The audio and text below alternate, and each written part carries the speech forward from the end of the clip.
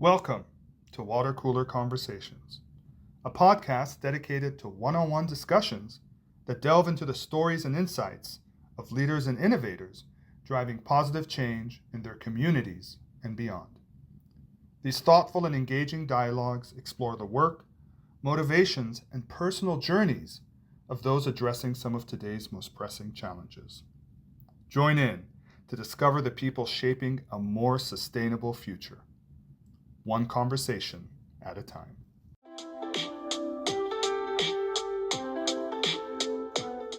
Hi, my name is Orestes Morfin with Climate and Water Initiative. I'm a senior subject matter expert in water resources and infrastructure risk management. Welcome to another edition of Water Cooler Conversations. Glad you could join us. My guest today is Dr. Ava Deemer of the UT Health at Houston and Public Health at El Paso. I believe, did I get that right? Yes, close enough. You're close All right, enough. close enough. Yes. UT, Yeah, El Paso campus, UT Health Houston School of Public Health. Gotcha. You are where you are an assistant professor, among other things. My guest today is an educator and a scientist, engineer, technologist, multidisciplinarian, and mentor. And I'm very happy to be able to have her on today. I first met Eva at a gathering called the Multi-State Salinity Coalition. It's a group of engineers and consultants that advocate for the use and investigation of desalination technologies, generally in speaking in the United States. I'm on the board, I'm the vice president, so we meet quarterly, but I first met Dr. Deemer at our annual Salinity Summit, which is held in Vegas, typically in February. I have to give a shout out to my student for that at the Multi-State Salinity Coalition. At the time, the PhD student in our lab, Taya Odneto, she won the student award on her poster, which was salt-free electrodialysis metathesis for concentrate management. So that's how we got introduced, was through basically the poster session for a student competition at Multi-State Salinity Coalition. Naturally, you're one of the people I thought we have to have you out for this. Sort of direct the conversation towards how you got involved with, because multi-states is generally focused, generally on desal. Your overlap in that regard was with respect to membranes, right? Membrane technology, which you were actively investigating and working on while you were at UTEP. Is that correct? Right. So I was formerly a postdoc within the Center for Inland Desalination Systems under Dr. Shane Walker. I was working with electrodialysis and electro-driven separations and systems in conjunction with this NSF engineering research center between Rice, ASU, Yale, and UTEP called Nano-Enabled Water Treatment. So that basically through Shane Walker, I got reintroduced into the membrane technologies, nanotechnology, part of Newt, met a bunch of extremely talented professors, researchers, engineers, and students. I took on his role as interim director for Center of Inland Desalination Systems at UTEP. And Center for Inland Desalination Systems was founded by Dr. Tom Davis and co-directed by Dr. Melinda Capel. And in 2010, it was founded in conjunction with, I think they got funding from Senator Perry, and UTEP kind of hand in hand built this inland system desalination research in conjunction with building K. Bailey Hutchison desalination plant, which is the largest inland desalination plant in the world. So that was founded in 2010. Dr. Tom Davis, Shane came in, and when Tom retired, Shane became the director, and then I got handed the badge, and now it's falling to Dr. Yvonne Santiago, who's doing an awesome job. And the school is, I think, it's had a rich history in collaboration with El Paso Water. So I grew out of that. I grew out of the benefit of academic utility and industry partnerships. So the center itself is supposed to be a extramural funding So we worked a lot with consulting firms. We did a lot of interesting research that was basically real waters, and that's been my drawback to water. And I have the pleasure of, knowing you through Scott Reiner at El Paso Water, who again is just the president of Multi-State Salinity Coalition. And we talk, I don't know, on a frequent basis and work through El Paso Water together. Everybody in the utility is like amazing. So it's a really good group of people. And I think what Multi-States is currently trying to accomplish is this transition into the new reality of getting their message out there. In our discussions earlier, we've talked a lot about your experience with material science as a material scientist and processes, things of that nature. And I know you've been involved in entrepreneurially with membrane technologies and things of that nature, but also I'm wondering, like, was there a gap before you returned to academia? So you were saying I'm a multidisciplinarian earlier, and basically my bachelor's degree is in chemistry and my PhD is in material science. So I didn't really do civil engineering, environmental engineering, or conventional like water based, I guess, degree that is a water-based track. I did material science engineering under Dr. Russ Keenelly, who was formerly from ExxonMobil. I got kind of introduced to Tom Davis through UTEP, who came from ExxonMobil along with Russ Keenelly. So they're kind of like legends. Came to UTEP as basically industry academics, which really influenced me. They were like, I remember Russ Keenelly pulling me aside as an undergraduate in chemistry, telling me you can do industry, you can do academia, or you can do both.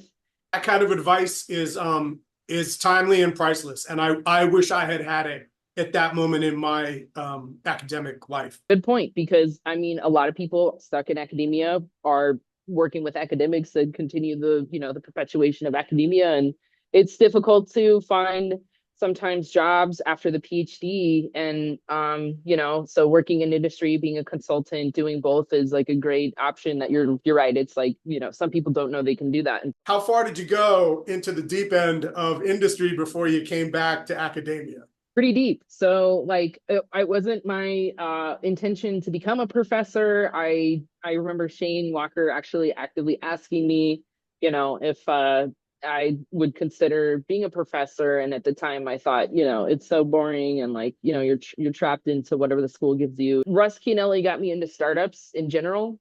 He kind of walked me over to a biodiesel plant here in El Paso. I got a job there right out of my bachelor's degree. It was a startup company, kind of ran into the market and what technology, there's real limitations. You can't just have a fantasy of we need to change things and it should happen overnight, and because it's not, people don't care. It takes a lot, so that was a wake-up call for me. I came back to academia knowing, what, I need a PhD. Like, we need to walk through processes and have a full understanding. Like, you need to have a proficiency at making things happen. Like, just being told what to do is not enough. You have to critically think and create something. And graduate school, being a master's or being a PhD is that. Like, you have to solve a problem, and it's not something that you're given the answer to, and maybe no one has it at all, ever. What you said really resonates with me, because I got my master's in engineering at the hydrology department at U of A. And I worked on aqueous geochem, characterization of mine waste sources and transport, industry. I think it was generally the case back then that as a master's, you were coming in to a situation where, where you have less of a hand in the design of the project or in the direction of the project. Like, there's a project for you here and it involves this. And sure, you can fill in the blanks and stuff. But I think with PhDs, correct me if I'm wrong, but it's been very much my impression that PhDs get to sort of craft the issue that they're going to attack more so than somebody from a master's. Honestly, the best thing I've ever heard, and this is so true, when you get your bachelor's degree, you think you know everything. When you get your master's degree, you realize that you know nothing. When you get your PhD, you realize nobody knows anything. Yeah. That's Well, that's it. having not been a PhD, but I think I'm there. I think I'm there already. Yeah, so in crafting a problem, sometimes we make problems up. I think there's a sliding scale. Like basically, in my opinion, master's degrees are like you do the thesis, it's like one publication. A PhD is like a chapter with 3 or 4 publications. PhDs are just attacking a problem longer, and again, that's what you find out is for the PhD, it should be more about going into your field, adding to it, and continuing to attack the problem, maybe coming up with a field or adding something to the field. Where master's degrees, you might have 1 or 2 publications and you're solving problems, you're still adding to the field, but maybe you're not carving out like a career. Knowing that you know nothing is part of like knowing that nobody knows anything, or like this was just a study and they did this. And I heard about PhDs. Y'all saying is that PhDs, more and more about less and less. You're either an outlier or that is just pure BS. So, in your own words, you were really you're really hooked on the excitement of the startup environment and the potential to launch these, what could be groundbreaking technologies or groundbreaking ideas out into the world, and the whole create, protect, foster, sell paradigm, and you seem like you're really into that. And when I think of you, I think the like captain of industry, right? And this is a phrase that's come up before, and I'm really wondering how a captain of industry gets lured back into teaching. Was there some moment, or was it somebody just tapped you on the shoulder and said, "Hey, you should probably think about doing this," or were you like, you know what, I need to give. Here's an unmet need that I'm seeing for these young people coming out, or because you seem like you pick up on that stuff, but I don't know your story, so like this would be that was what I was going to ask you. Like, was that somebody tapping you on the shoulder and opening your eyes to it, or was that you came to some crazy epiphany like I got to go back and teach? Or it's like simpler than that. And I have to give a lot of credit to Dr. Anna Getter and Dr. Christy Mena. They reached out to me and I was at Hazen at the time. So, I mean, basically, I kind of fell into the role of interim director of Center for Inland Desalination Systems, which is how, again, we met and how I got really into more water resources and things. I basically in my PhD, like made some membranes, right? I made some membranes. And so I did a lot of application work. I had a little startup company at the time. And again, we got through some industry experiences that I'm very grateful for. And that led me to Shane. Basically, he was a scientific advisor on my advisory board and helped guide me through application after application of a material I was making. And that got me into water. I kind of pivoted and did material science really hard in the final 2 years of my PhD. The startup company was difficult to do out of a university. So went into electronics and more things that, conductors and conventional sort of material science, and that I could do at Sandia or Los Alamos or whatever, Intel. And then Shane kind of tapped me on the shoulder to be a postdoc for Newt. That experience did change me in a way that they had this NSF Engineering Research Center. These engineering research centers are incredible. One, they're multi-institutional, so you kind of get outside your own university. You have all these connections and networks. There were 60 graduate students in this thing, 45 professors, world-class professors. So I felt attracted to the fact that I could extend my reach and get a network going. And they had 3 pillars, pretty much. They had workforce development, research, and they had some diversity, equity, inclusion. So we had to basically make events and do outreach. And I was part of a student leadership council for that organization, and kind of moved up through some of the organization in the NSF with that, which was really nice and successful. We kind of connected a lot of ERCs together. But yeah, that experience kind of let me know, there's more than just conventional academia, which is exciting. Academia is a really challenging, ego-driven, based Industry, I would say, where, polish or perish, and sometimes quantity over quality happens, and some people get pushed, and some people take credit for others. It's really kind of still a feudal system where, work my land, serf, and you get to keep 10%. Like, you do all the work and I'll put you on the paper.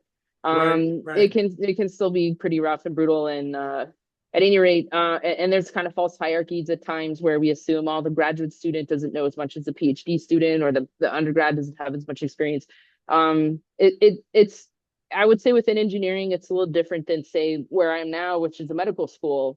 There's people that come back all the time that are like, they've been practicing for like 20 years and they want to get an MPH now because they're moving to industry. It's completely different, and it's just a grad school, but it's so I guess there was those two experiences that kind of helped me to know there's broader things, and I can actually connect these things also back to industry, right? There's the connection of linking in academic stuff and aligning academic stuff to industry, because as you know, we've kind of outsourced R&D in this country and chopped. That's actually how my advisor came to UTEP, was that he was at ExxonMobil Research and Development Lab, and they kind of like cut that in the 80s.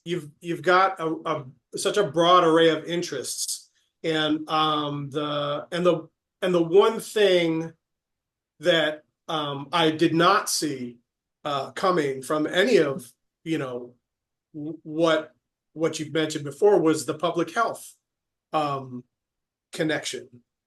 So I mean, that's again, like, you've got your hand in that. Like, I can't be saying I'm an expert up in here. There's topics that I know about. I'm working on it, and this is a great place to be. But I didn't expect to be here either. This is a surprise for me, and I'm thankful. So again, Yeah. probably besides Anna Gitter and Dr. Christy Minna and Dr. Anna Gitter recruiting me to this position, there's also the fact that they were like, you get to work. They called me, and I kind of said no first, honestly, because I was pretty burnt out. Academia is hard, it's brutal. And Hazen was great. Hazen was awesome. And yeah, they were like, you were gonna work with El Paso Water. And that's the whole reason I stuck around El Paso, actually. So I gotta brag on El Paso Water for a minute, because honestly, I probably would be at an Intel or Sandia National Labs right now if I hadn't have joined SIDS. All of the stuff that I think El Paso Water invested in for UTEP at Center of Inland Desalination Systems, kind of hand in hand, we were a test bed for these schools, for Rice, ASU, Yale. Because of El Paso Water, we got to showcase, again, we did experiments that were more applied research within Center for Inland Desalination Systems. Mm-hmm. Tony Tarquin was a legend. Tom Davis was a legend, but like, we got to do application work with the utility, and that's so rare. So I stuck around for a postdoc for probably too long, just because El Paso Water has the largest inland desalination plant in the world. They have the largest arsenic treatment plant in North America. They're going to be the first to go to like direct DP, like direct potable reuse in 2027, which is amazing. And we have a lot of, like, we're in a constant drought here in El Paso. El Paso should not necessarily exist as a population, because the resources here are extremely precious. We get like 7 to 9 inches of rain a year. So I cannot say enough about these guys. And when Christy Minna and Anna Gitter called me and said, you get a lab here on the utility, I was like, done. Yeah. Done deal. Yeah, and about that, it's interesting that Texas, of all places in the United States, has become this magnet for innovation, for groundwater and reuse and treatment, brackish treatment and all sorts of stuff. I mean, first of all, you guys have a coastline. I mean, I know you don't. We're in El Paso, but it's for a state with a coastline to have to be that invested in its own internal sources of water, and the one water concept and the reuse and recycling focus. There's a guy in, I believe he's in Dallas. He works for EPCOR. He's another person from your state who just is absolutely amazing to listen to. Like, not a topic that, from my background, if you would have told me I would have been interested in things like this 20 years ago, I'd have laughed. But listening to this guy talk, it makes you maybe not optimistic, but it makes you understand how you have to look at the problem from so many different angles, not just the technological one, but the financing one, the political one. Getting these, a city has a great idea, or somebody in a city has a great idea. They want to implement it. They think, the numbers say that it's going to fix problem X, say, and how do you get that and bring it to life? And this guy is just an absolute, gem at finding the natural gravitational point of the deal. And he came at it from a totally different aspect. Like, you are coming at it from the purely like, we got this widget, or we can do this with this, alchemy lab where you're just whipping stuff up and seeing if it works. This guy's, trying to put potential, deals together, financiers with off-takers, stakeholders, builders, contractors, yada, yada. So it's interesting to me that Texas has become, of all places, actually kind of stunningly progressive in that regard. We're running out of water. We don't have a choice. We just voted on $1 billion of state funding, right, to invest in water infrastructure and specifically some desalination plants. Like, a portion of this $1 billion is going to go towards desalination plants in Texas. Also, they're pushing Dr. Shane Walker is director of the Produced Water Society in Texas, and they're pushing this part of that state bill is also to treat produced water. There's the Produced Water Societies of New Mexico and Texas that have to do something with that. They have to do, there's a lot, as you know, as a hydrologist and a water resources person, there's a lot of, I would say, things we don't know about the environment, right? That you can't necessarily project. And people are trying to use technologies to do best practices in some cases for, like, even groundwater recharge. And there's a lot of stuff that as an engineer, sometimes we create more problems as we try to solve problems. So, groundwater recharge, aquifer recharge, using different sources of water, dumping your concentrate maybe in source water that you're pulling out again, it gets complicated and everyone's running out of water. So, we're getting less and less of it, and it's getting dirtier and dirtier. Forgive me. I'm surprised that it's in Texas. There's plenty of other places that don't have any water, and that are light years away from that level of thought or that level of discourse, and or just the pure fact of getting something done.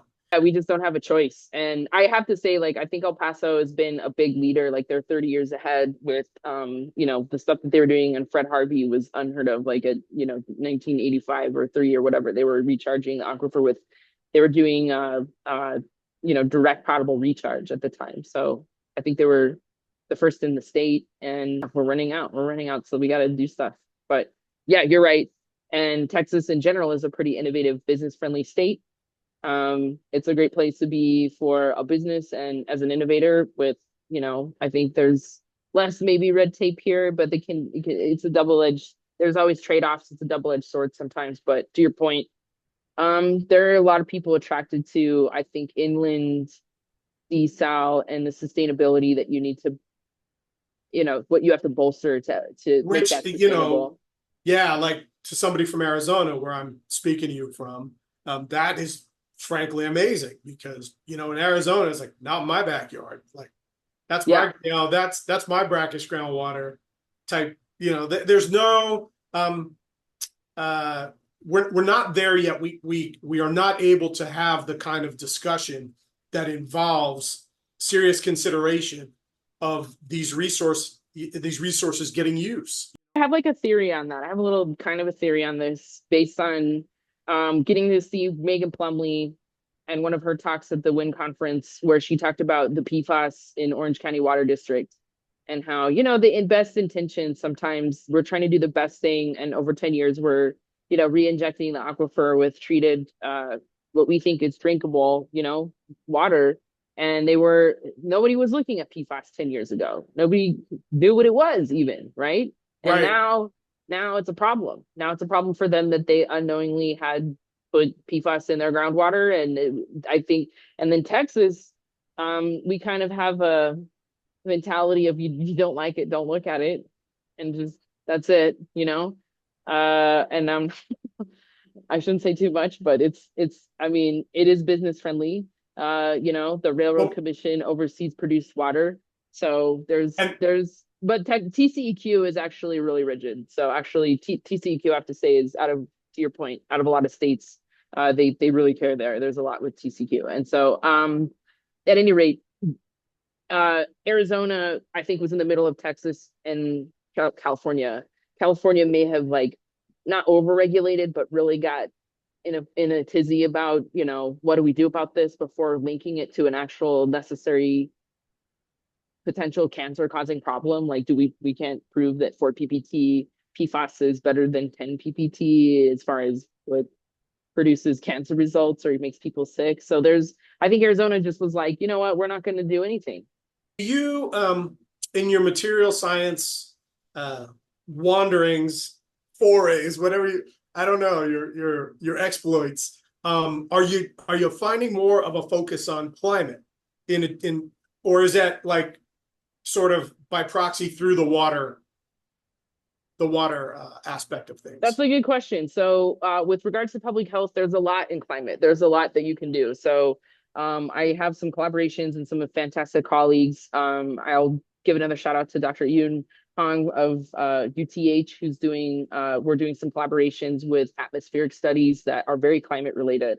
So, I can attest to her research. We're just starting a collaboration with water in disinfection byproducts, hopefully, but basically she does there's quite a few professors here at UTH that do studies with air quality, studies with heat stress, studies with, you know, what climate is really accelerating with people's aging, people's stress levels, resources, and air. You know what, a lot of it has to do with air quality. We have bad air quality. You can have bad air quality in your home even, and it can really impact your mental health and your physical health by with a lot. So this is an interesting area for me. Again, it's new public health, but public health is, to your point, kind of politicized. I didn't realize when I came over here as an engineer, just working out problems with math and here's specific energy consumption and we can prove the numbers. I would say public health is pretty nuanced and people have opinions about stuff, and there's stuff that's not directly proven by an equation or a number like you can just pull it out of a computer. It can be hard to discuss sources of disease, causes of distress. It can be a very difficult thing to talk about, and pretty much our school, yeah, it encompasses again like mental health, physical health. So actually, to your point on communication and the importance of communication, coming back to this awesome podcast, but coming back to communication, you don't want to scare the crap out of the public. So Scott Reinert actually told me, you know, some of the problems with academia is we create problems and make them bigger to put the importance on our research, right? I mean, he's definitely not wrong, right? Like I tell people, I would be like, if I was doing a PFAS study as a conventional academic, I might open my you know, presentation to ACS and tell people how PFAS is linked to cancer and it'll kill babies and you're gonna die. And so, you know, the public hears that and they go, oh my God, there might be PFAS on my drinking water, and the utility put it there. So sometimes we put a lot of importance on words that are not, you know, we need to put significance on our research, and it can sometimes come at the behest of public perception. And as you know, public perception can drive the policies and then, you know, take down technologies because we're scared and we want to live in the dark ages, and, you know, what the vaccine, it doesn't work or whatever, you know, which again, whatever side you're on, we do not have polio anymore. It is eradicated. It was, you know, so. So, you know, and I run into that.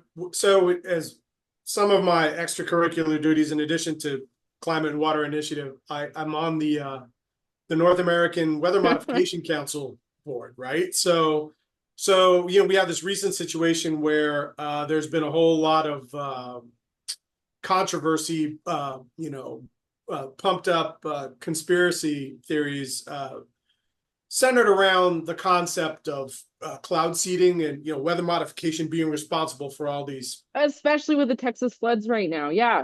Yeah, I mean, as if it didn't flood, hadn't been flooding in Texas for thousands of years, and people haven't been talking about how crazy flooding the hill country experiences. But that be Right. that as it may, Didn't happen 40 years ago. It happened 38 years ago. Same thing. oh man, 87, 2015, like 30 people died, 10 people getting swept out of school buses, like all, I mean, so it's not news in terms of being new. Like it's definitely newsworthy, but it is not news. But so I guess Yeah, back to you on the atmospheric thing though, to your point.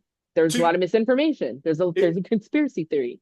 it is Somebody so as an educator, you have, I'm sure you exposed to a student body with a broad range of opinions or a broad range of backgrounds and histories and stuff. And then, so I have been seeing a lot lately, and I wonder if you deal with this too. I've been seeing a lot around this weather mod controversy.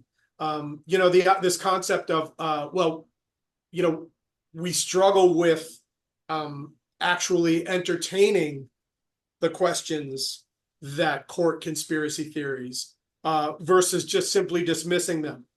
Like by addressing somebody's concerns that honestly believes this stuff, are you normalizing it? Are you making that okay?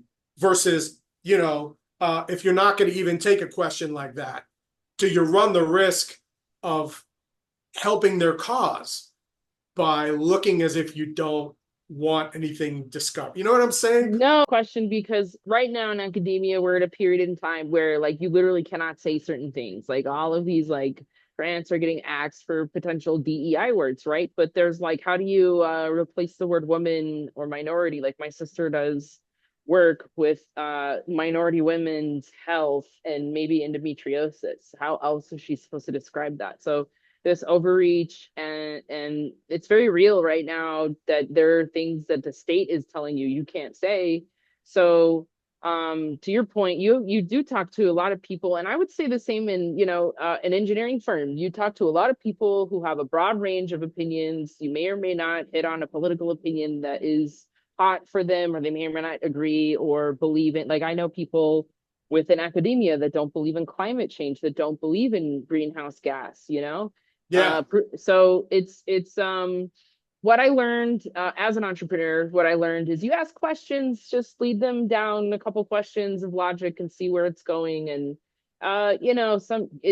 there's something in psychology called native realism, where if you try to convince an individual that they're wrong, they become more convinced that you're part of the conspiracy, That's what I'm getting and it to. reinforces Exactly. their view, and then they can't believe anything. So really and truly, you cannot force somebody to come to the table with logic and reason, but you can lead them down a path. And I've seen honest trolling, and one of my favorite examples is like people who don't believe in the moon landing, and you can say to them, "Oh, you believe in the moon?" And just see how far they take it. See how far they're going to go down the road of, I did my own research and where that Right. is. And at some point logic will kind of kick in of like, but this, but what, how do you explain that? So it's at the end of the day, some of it can be a big waste of energy.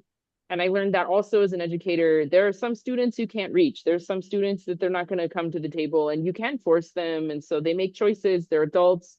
I'm not a babysitter. I'm not a mom.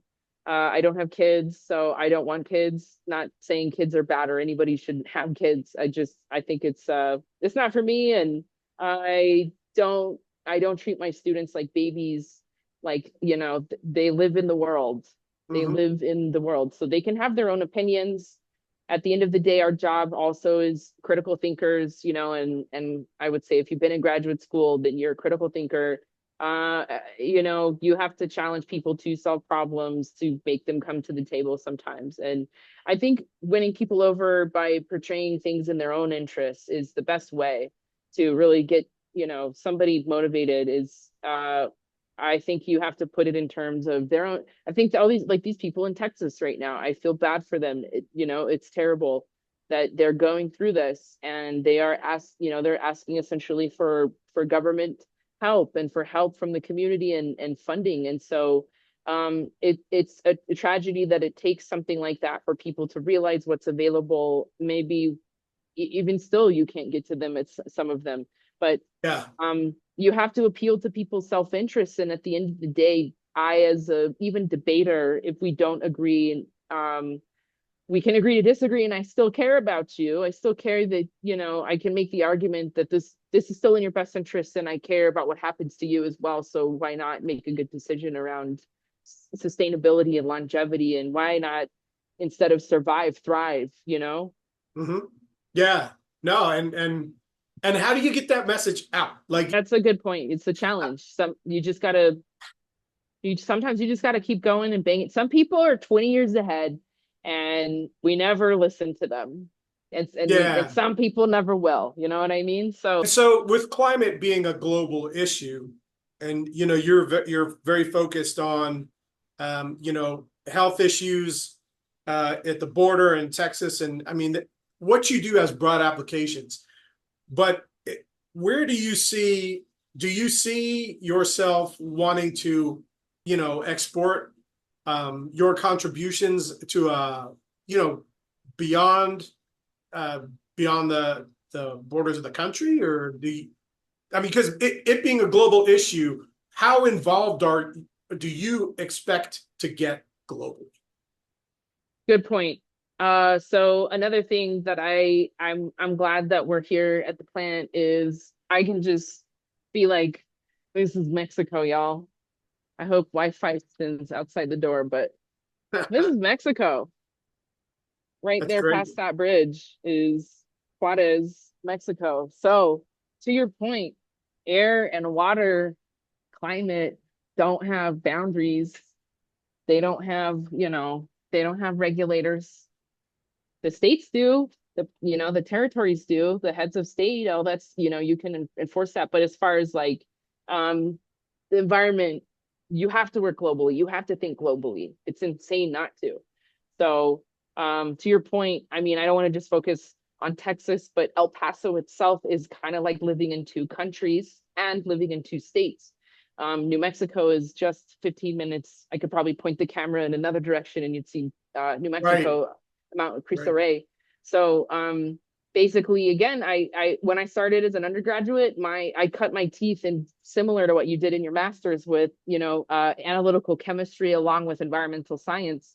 I did air quality research with Dr. Whitney Lee, and that kind of really impressed upon me two things, two major, I think, life changing things for me. One was that global concept of like, this isn't gonna stop, right? Like the rain's not gonna just stop here and then it's gonna, it's gonna go over to Africa, and it's gonna, there's a border, there's a baffle, there's, it's all connected. It's all, so Right. I was like, wow, environmental science is incredibly hard. I don't think I could go do my graduate studies in environmental science, because you have to know, oh, the wind speed, the wind direction, the temperature. You're tracking a day. And at the time, it was 2005, 2006. So like we didn't have the data kind of processing that we do now.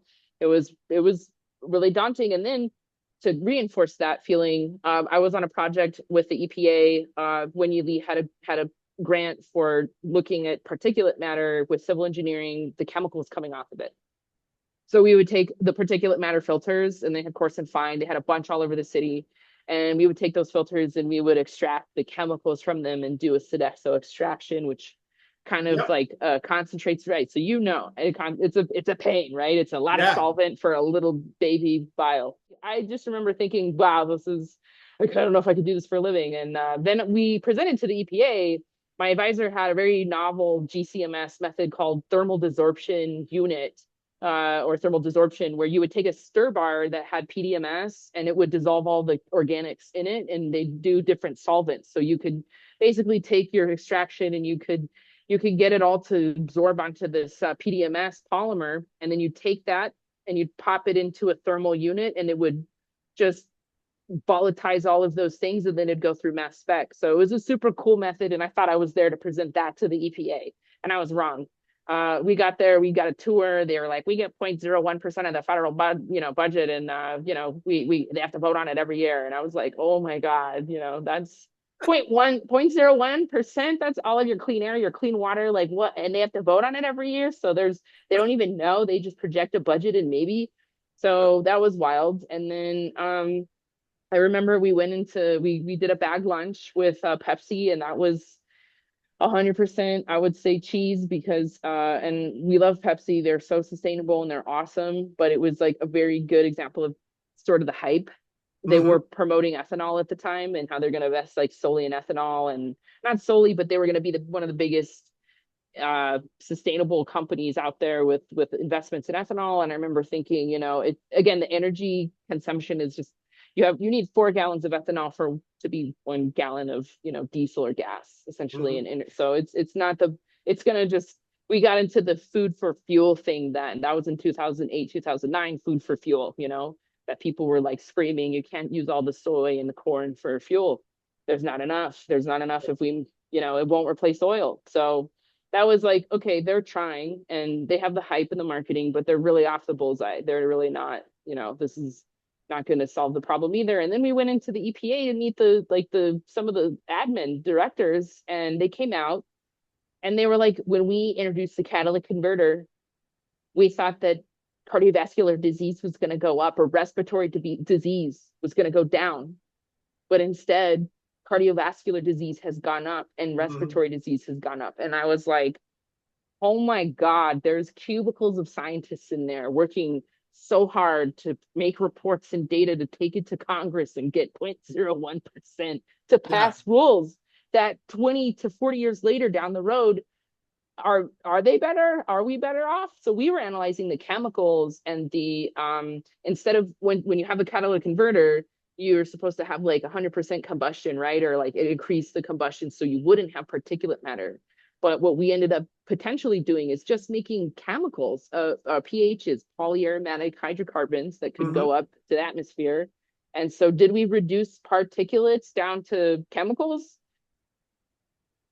So I was like, this is so complicated. This is, these guys are trying, they're off the mark. You've got the businesses with good intentions off the mark, and how difficult it is to marry sustainability with global health, global, I'd say global thriving, global sustainability, and self-sufficiency. Can we grow enough food to support a population and do biofuels? Self-sufficiency, and so at any rate, it was daunting for me as an undergrad, and I realized like, wow, what can we do? And then I kind of got into a biofuel startup and learned the startup world, the market. I tried to start a startup in my PhD later, and we were pretty successful, and I have to give credit again to my co-founders who were awesome, and seasoned in their own ways. So we were successful to some degree, and I wouldn't be if I hadn't have had that success, during my undergrad. So that, but in my PhD, again, I got a broad range of carbon nanotubes, thin films. I was pretty much investigating optoelectronic magnetic properties of materials, and I was really invested in two-dimensional materials, things like graphene, things like MOS2. Now there's MXene. So there's a lot of really cool things you can do from the ground up. And so in 2010, people were just in 2008, people were inventing and discovering graphene, which was a single atom layer piece of graphite. And the optoelectronic magnetic properties of that stuff is insane. So, you can harness quantum properties at that scale. I did a lot of really interesting characterization and have a lot of background in analytical work and basically looking at stuff. In chemistry, I got a basis of what everything was made of, and materials science, I was like, take that stuff and use it, you know? Yeah. Oh, absolutely. Well, So, I'm hoping to help serve as some kind of launch pad for your work well, abroad I as mean, now I'm well. learning from people like you, Orestes. Now I'm learning from people like you, right? So, I mean, I didn't even really know about water resources until like 2 years ago, right? And how interconnected all of that is. And again, there's no boundaries to these things. So you're navigating regulations in different states across lines and looking. Yeah, and we are in many cases, because the group that I work with, we we're focused on things that don't really obey human imposed boundaries, and in adapting to the changes, and in some cases trying to mitigate the effects of these forces that are inherently chaotic, right? Like weather modification, you know what I mean? Everybody wants to know, for example, what the bang for the buck is on acre feet of water produced per dollar invested in a particular program or something. And you can come up with ranges, but I think as engineers and scientists, what have you, academics, we have to be more sort of facile in getting across the inherent unpredictability. And we can promise a lot, but we have to do it in ranges. You know what I mean? It's not nature.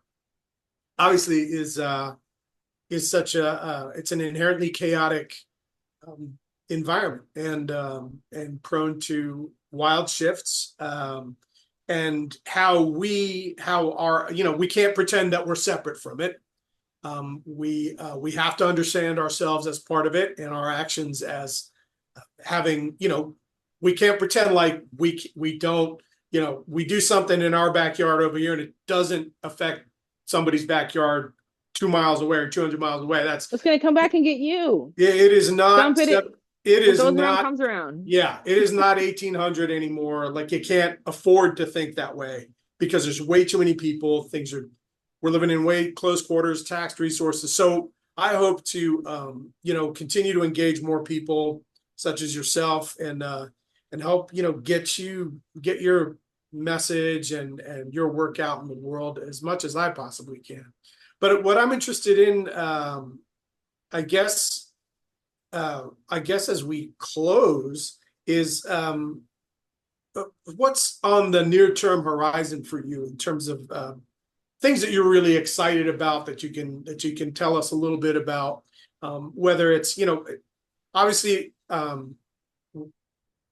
interest at CWI is in climate and water, but is there something that you've got coming up that you feel real compelled to show people? Or there's certain things called products of disinfection. They're basically organic matter that can react with chlorine, and we use chlorine in the final drinking water distribution system. So once you're done cleaning it, you want to make sure nothing's going to grow in it, and you put some disinfectant in it as it goes out into the pipes. If there's organic matter present, it can create chlorinated compounds that can cause cancer, that have been linked to cancer. So in terms of climate, I would say that it really is not on people's radar yet, but there was the LA wildfires. So now everybody's very concerned about air pollution mixing with water quality. And the LA wildfires were a good example, I guess, of people kind of freaking out. And now there's a lot of discussion. I mean, this just happened last year, right? So if you remember the LA wildfires, a lot of utilities had trouble meeting their permits because of VOCs in the water. So forest fires are linked to climate, to drought and climate change. And so all of these wildfires occurred, or have been occurring, like in New Mexico, they're having crazy wildfires to the point where it's difficult to insure your home. So in LA, they had their wildfires, and yeah, they were in close proximity of the surface water that they were treating. They, again, volatile organic carbons got into that water, and so treatment became difficult. And so again, organics mixed with chlorine, and it's a problem. It's regulated. Trihalomethanes and different chlorinated compounds are regulated by the EPA. So basically, you can break your permit if you're over a certain amount of chlorinated organic compounds in your water. So due to the wildfires, a lot of utilities were having to potentially take something and use it in their treatment train, like granular activated carbon or other types of media, to remove these volatile organic carbons so that they could just process. So again, here we're treating 40 million gallons per day coming in from the river. It goes through ferric chloride, or it goes through a polymer, then a coagulant, and then it goes through filtration media, granular activated carbon and sand, and then it goes out and it gets chlorinated as drinking water. So it's relatively clean coming in from the river, but if you have a forest fire, there's now a bunch of organics in there. So that's super linked to climate change. And what's coming out on the horizon is I think we're going to start linking air and water a lot more. That all of these compounds are coming out of the air, getting into the water. This is happening all the time, where the biggest example has to be CO2 getting into the ocean, raising the pH. Here we are. This is one of the coolest plants ever because this plant is like 95 years old, and it's one of the only plants I know of that does surface water and groundwater. So they'll switch from surface water. They're on surface water now and have been for 10 weeks. They'll switch over to groundwater for the rest of the year. So we're here collecting data furiously to make sure we can do surface water versus groundwater and look at that. So we're looking at products of disinfection. Another big topic for public health and human health and water quality is microplastics. PFAS, I would say, is kind of, I don't want to say kicking a dead horse, but the regulations are out, the verdict is out. What'll happen in the near future is going to be like, we'll see what happens with utilities and the regulations and fines and whether or not it's feasible to enforce these rules. But I feel that microplastics will be the next thing that the drinking water community is going to have to deal with and evaluate risks and see, like, what kind of risk we pose to human health as a drinking water plant or as a utility. So what is driving that? What is driving the emergence of microplastics? Good question. I mean, aside from just standard pollution, people have really bought into not the myth, but it was a misnomer to say that like you could recycle plastic 100%. It's not mechanically stable to recycle. So we're really just producing a lot of it. And there's policies that are working. Like if you studies show that if you ban plastic bags, that at checkout lines, that you have less stuff in the environment. But for the most part, it's breaking down, and we are seeing health effects. Like we're seeing plastic in the brain. A Brazilian study came out last year where they found 15 cadavers' brains, and they had pieces as big as 10 microns in their brain. Yeah, blood cell is 5 to 7 microns, to kind of give you a background on that. Like blood cells 5 to 7 microns. So a piece of plastic that's 10 microns. There's tons of stuff that's way, way, way smaller than that, and we know that. So UTH students did a study. They went to Antarctica and they climbed mountains and they got air samples and they found nanoplastics there. Oh, what you're saying is that it came from a combination of the medical and in the industrial awareness. Yeah, it's really coming from the medical, I would say. Like people are kind of freaking out about it because it's there was a paper also published about stroke patients, and they found people with cardiovascular problems and stroke patients, about 51% of them had like plastic in their blood vessels, right? And so the other thing is these plastics can leach off things like phthalates and BPA that we know are like endocrine disruptors. And so it's in your blood. It's going to get in your fat. And then, my sister does studies. My sister, Sarah Deemer at UNT, does a lot of studies on insulin resistance and people who have hormonal disruptions or hormonal problems. And there's a lot of, I remember talking to some of her collaborators that talked about pollution in general and how babies now are born fatter. Just day one, babies are born fatter today than they were in 1950. And this is because your fat stores all of that pollution and you're breathing it in every day. So we literally just have we have inflammation from all this stuff stored in your fat. It's causing inflammation. It may be causing hormonal disorders, insulin resistance, and or endocrine disrupting disorders. So we're just doing it. To your point, this is all over the world. We're either taking our own trash and throwing it on the ground, or we're sending it to someone else's country. Right. Either way, it will always come back. It will always come back in the environment. Like you said, everything is connected in the environment. Part of my master's work was funded through a Superfund grant, which was administered through the University of Arizona College of Pharmacy. And it obviously wasn't just my kind of, mind-focused work. There was a whole bunch of Superfund money there that was devoted to other environmental concerns, one of which was estrogenic estrogenic compounds, the compounds that simulate estrogen in the environment, from the application of sewage sludge on farmers' fields, or the feminization of entire populations of fish in the stretch of a stream, say, gene expression in populations that have been exposed to these compounds. So I got a significant appreciation for my exposure on that group to these kinds of problems. And so I really, I guess they've been calling them compounds of emerging concern. Yep. Yeah. CECs. So those obviously, the number of problems, like to your point about you solve one problem, you create 10 more. Here we are.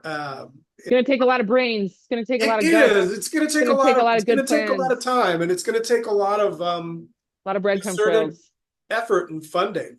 And honest adherence to the numbers and the facts. That's getting harder. Ironically enough, that's getting harder in this day and age. To your point, communication. Yeah, that's going to be an added. It's almost, if you think about it, in our lifetime, it's been severely weaponized. So we got to take it back. Big time. Yeah, I couldn't agree more. Facts is facts. So, but anyway, and you know what? The environment doesn't care about your feelings. It doesn't. It doesn't care about if you accept facts or not. It will just wipe you away. We will just be wiped off the map like an afterthought. So awesome for the Climate Water Initiative.